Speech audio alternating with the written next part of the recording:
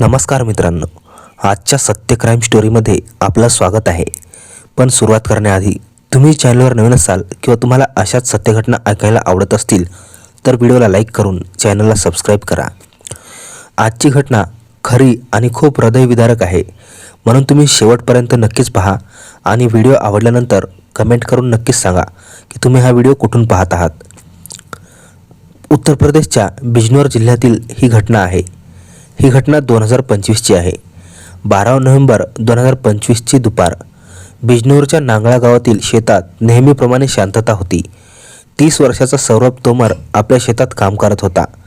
घरच्यांना वाटले की तो थोड्या वेळात परत येईल, पण संध्याकाळपर्यंत तो घरीच आलाच नाही. रात्री झाल्यावर सौरभ परत आला नाही तेव्हा कुटुंबाने गावात आणि आजूबाजूच्या शेतात त्याचा शोध घेतला, पण काही सुराग सापडला नाही. 13 नोव्हेंबर रोजीही कुटुंब आणि नातेवाईकांनी दिवसभर सौरभचा शोध घेण्याचा प्रयत्न केला. कोणीतरी सांगितले की त्याने सौरभला गावाकडे जाताना पाहिले नाही. यामुळे घरच्यांची काळजी आणखी वाढली. 14 नोव्हेंबर रोजी शेवटी सौरभचे वडील सुभाष तोमर यांनी पोलिसात गहाळ झाल्याची तक्रार नोंदवली. 15 नोव्हेंबरच्या सकाळी सुभाष तोमर यांनी पोलिसांना फोन करून सांगितले की सौरभ त्यांच्या शेतात पडलेला सापडला आहे आणि त्याचा मृत्यू झाला आहे. त्यांनी ही शंका देखील व्यक्त केली की कदाचित कोणत्या तरी जंगली प्राण्याने त्यावर हल्ला केला असेल. पोलिसांना माहिती मिळताच ते लगेच घटनास्थळी पोहोचले. तेथे पोहोचून पोलिसांना कळाले की ही कोणती नैसर्गिक मृत्यू नाही, तर हा सरळ खुनाचा प्रकार होता. सौरभच्या शरीरावर जे जखमांचे चिन्ह होते ते पाहून असं वाटत होतं की हल्लेखोर आणि सौरभ यांच्यात गंभीर भांडण झालं असावं. पोलिसांनी सौरभचे शव ताब्यात घेतले आणि पोस्टमॉर्टमसाठी पाठवले. पण जशी जशी चौकशी पुढे सरकली तसं पोलिसांना कळले की हा प्रकार शत्रुत्वामुळे नाही, तर एका गलत रिश्त्यामुळे झाला होता. एक छोटंसं गाव आहे, त्याच गावात 60 वर्षाचे सुभाष तोमर राहत होते. जेव्हा त्यांचा मुलगा सौरभ मोठा झाला तेव्हा त्याच्या लग्नासाठी रिश्ता पाहण्याची चर्चा सुरू झाली. सुभाषची पत्नी आधीच मरण पावली होती, म्हणून त्यांना वाटत होतं की घरात सून आल्याने घरात पुन्हा रौनक येईल. यामुळे त्यांनी मुलासाठी मुलगी शोधणे सुरू केले. नातेवाईक आणि ओळखींच्या लोकांच्या मदतीने शेवटी सौरभचा रिश्ता ठरला. मेहनती मुलगा होता, शेतात काम करायचा आणि सोबत काही छोटी मोठी कामे करून आपली कमाईही करायचा. पण सीमा सुंदर मुलगी होती. गावात तिची तारीफ होत असे. आता तीच त्याची पत्नी बनून घरात आली. लग्नानंतरचे काही महिने घरात सगळे खुश होते. सगळं काही ठीक चालू होतं. नवीन जोडपं आपल्या छोट्याशा संसारात खुश होतं. सून आल्याने सुभाष देखील खुश होता. त्यांना वाटत होतं की आता त्यांच्या मुलाचे आयुष्य सेट झालं आहे. सौरभचं लग्न झाल्यानंतर घरात सून आली होती. आता घरात कोणीतरी होतं जे सुभाषची देखभाल करू शकत होतं. सुभाष वृद्ध होते आणि बहुतेक वेळा घरात एकटे राहत होते, कारण सौरभ दिवसभर शेतात असायचा. सौरभच्या पत्नीच्या नजरेमध्ये तिच्या सासऱ्यासाठी फक्त आदर होता. ती त्यांना आपले थोरले मानत होती. घरात ती सासऱ्याची देखभाल करत होती. त्यांना काय हवे काय नको हे सगळं तीच पाहत होती. घरात दिवसभर फक्त सून आणि सुभाषच राहत होता, म्हणून सुनेचे राहणे जाणे आणि काम करणे सोपे गेले. पण हळूहळू सुभाषचं वर्तन बदलू लागलं. तो आता सुनेच्या प्रत्येक गोष्टीवर आणि प्रत्येक कामावर लक्ष देऊ लागला. तिच्या प्रत्येक कामात मदत करणे, प्रत्येक हलक्या गोष्टीवरही त्याची नजर असे. सुरुवातीला सीमाला वाटले की ही फक्त एका वृद्ध माणसाची सामान्य काळजी आणि मदत आहे, पण हळूहळू तिला दिसू लागलं की तिच्या सासऱ्याची नजर बदलत आहे. ती जेव्हा चालत असे किंवा उभी राहत असे तेव्हाही तो तिच्या शरीरावर नजर ठेवत असे. जेव्हा तिला दिसले की तो तिला लोभाच्या नजरेने बघतोय तेव्हा ती घाबरली, पण ती शांत राहिली. तिला भीती होती की घर बरबाद होईल आणि तिला काळजी होती की जर तिने आपल्या नवऱ्याला सांगितले तर काय होईल. दिवस हळूहळू निघून जात होते आणि सोबतच पावसाळाही आला होता. सौरभ जो शेतात काम करायला गेला होता, पावसामुळे तिथेच अडकून पडला. दुसरीकडे सीमा प्रयत्न करत होती की तिचे कपडे ओले होऊ नये म्हणून ती लवकर कपडे आत नेत होती.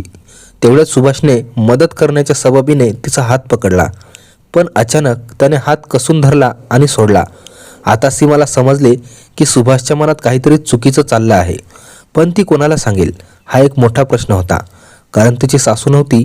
जर तिने दुसऱ्या कोणाला सांगितले तर तिची बदनामी होती. हेच कारण होते की सुभाषचं धाडस हळूहळू वाढू लागलं.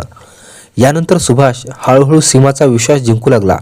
तो तिची मदत करू लागला आणि प्रत्येक लहान गोष्टीकडे लक्ष देऊ लागला आणि दोघांमध्ये बोलणे वाढू लागले.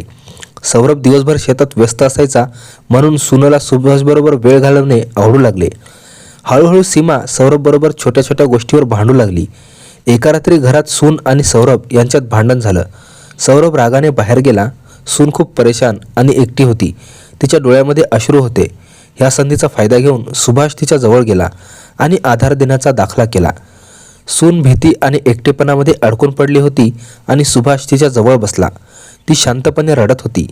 त्या रात्री सुभाषने संधीचा पूर्ण फायदा घेतला आणि सुनेबरोबर संबंध ठेवले. पहिल्यांदा त्यांनी चुकीचे काम केले, पण हळूहळू ही चूक वारंवार होऊ लागली. घरात त्यांच्याकडे खूप फावला वेळ होता आणि बऱ्याचदा ते एकमेकांच्या सोबत वेळ घालवत होते. घरात कोणीही नसल्यामुळे ते एकटे राहत होते. जरीही त्यांचं चुकीचं काम घरात चाललं होतं, पण ते पूर्णपणे लपवणे कठीण होते. आणि मग असं घडलं.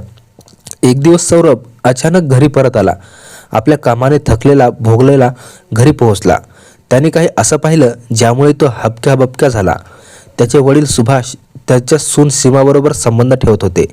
सौरभला लगेच समजले की त्याचाच बाप त्याच्याच घरात त्याच्याच पत्नीबरोबर हे करत आहे. हे पाहून त्याचं हृदय खूप दुःखी आणि रागानं भरलं. सुभाषने लवकर कपडे बरोबर करून घर सोडलं. सीमा तिथेच रडत राहिली. त्या रात्री सौरभने आपल्या रडत असलेल्या पत्नीला विचारले की हे सगळं किती दिवसापासून चालू आहे. सीमाने आपले चेहरे लपवत फक्त इतकंच सांगितलं की ती कोणालाही गोष्ट सांगू शकत नाही. जर तिने विरोध केला किंवा तक्रार केली तर तिचीच बदनामी होती. जेव्हा सुभाष घरी आले तेव्हा सौरभने त्यांना समजावण्याचा प्रयत्न केला, पण सुभाष काही समजू इच्छित नव्हता. तो कोणत्याही परिस्थितीत सुनेला आपल्या जवळ ठेवू इच्छित होता. सुभाषने सौरभला ओरडून सांगितले की तो यात पडू नये, तो तिला खुश ठेवेल. सौरभने त्या दिवशी पहिल्यांदा जोरात सांगितले, हे चुकीचे आहे, हे पाप आहे. यामुळे घराचे वातावरण आणखी बिघडले. 12 नोव्हेंबर रोजी दुपारी 2 वाजता वडील सुभाष यांनी मुला सौरभला शेतात भेटायला बोलवले. वडिलांच्या सांगण्यावरून सौरभ तिथे पोहोचला. सौरभला पाहताच त्याच्या वडिलांनी त्याच्यावर गोळी झाडली, पण गोळी सौरभला लागली नाही आणि तो वाचला. पण सौरभ काही समजेपर्यंत त्याच्या वडिलांनी फावडा उचलला आणि आपल्या मुलाच्या सौरभच्या डोक्यावर सतत प्रहार करू लागला. सौरभ पण मरण पावेपर्यंत त्याच्या वडिलांनी तो सोडला नाही. सौरभचा मृत्यू झाल्यावर वडील सुभाष हे शेतातून परत आले आणि नंतर मुलगा गायब झाल्याचे नाटक करू लागले. 2 दिवसानंतर सुभाषने स्वतः पोलिसांना सांगितले की त्याचा मुलगा सौरभ गायब आहे. त्याने पोलिसांना असंही सांगितलं की कदाचित कोणत्या जंगली प्राण्याने सौरभवर हल्ला केला असेल. पण पोलिसांनी आपल्या तपासात हे लगेच समजून घेतलं की हा खून आहे.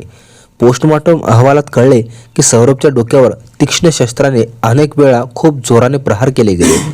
या प्रहारामुळे त्याचे डोके फुटले आणि तिथेच त्याचा मृत्यू झाला. या प्रकारात निर्दयी खून कोणत्याही सामान्य भांडणात होत नाही, म्हणून पोलिसांसमोर सर्वात मोठा प्रश्न हा उभा राहिला की सौरभला इतका निर्दयतेने मारणारा कोण असू शकतो. चौकशीत हेही समोर आले होते की सौरभचे कोणाचेही शत्रुत्व नव्हतं. तो साधे आयुष्य जगत होता आणि सगळ्यांशी त्याचे चांगले बोलणे होते. अशा परिस्थितीत बिजनौरच्या नांगळा पोलिसांनी प्रकरणाच्या चौकशीत हात घातला. याच दरम्यान अचानक सौरभची पत्नी पोलीस ठाण्यावर पोहोचली. तिने आपल्या नवऱ्याच्या खुनाच्या प्रकरणात आपल्या सासऱ्याविरुद्ध सुभाष तोमर यांच्याविरुद्ध केस नोंदवली. सुरुवातीला पोलिसांना समजले नाही की एक पत्नी आपल्याच नवऱ्याच्या खुनाचा आरोप आपल्या सासऱ्यावर का लावत आहे. पण यानंतर पोलिसांनी सुभाष तोमरकडे लक्ष देणं सुरू केलं आणि प्रकरणाच्या चौकशीत लागले. चौकशी दरम्यान मृत सौरभचे वडील सुभाष यांच्यावर पोलिसांची शंका वाढत गेली. शेवटी पोलिसांनी सुभाषला हिरावून घेतले आणि त्याची चौकशी सुरू केली. चौकशी दरम्यान सुभाषने जे सांगितलं ते ऐकून बिजनौर पोलिसाचे अधिकारी देखील हैराण झाले. दरअसल सुभाषला वाटत होतं की तो आपल्या मुलाचा खून करेल आणि सुनेला पाळेल. पोलिसांनी त्याला अटक केली आहे आणि चौकशी अजूनही सुरू आहे. धन्यवाद.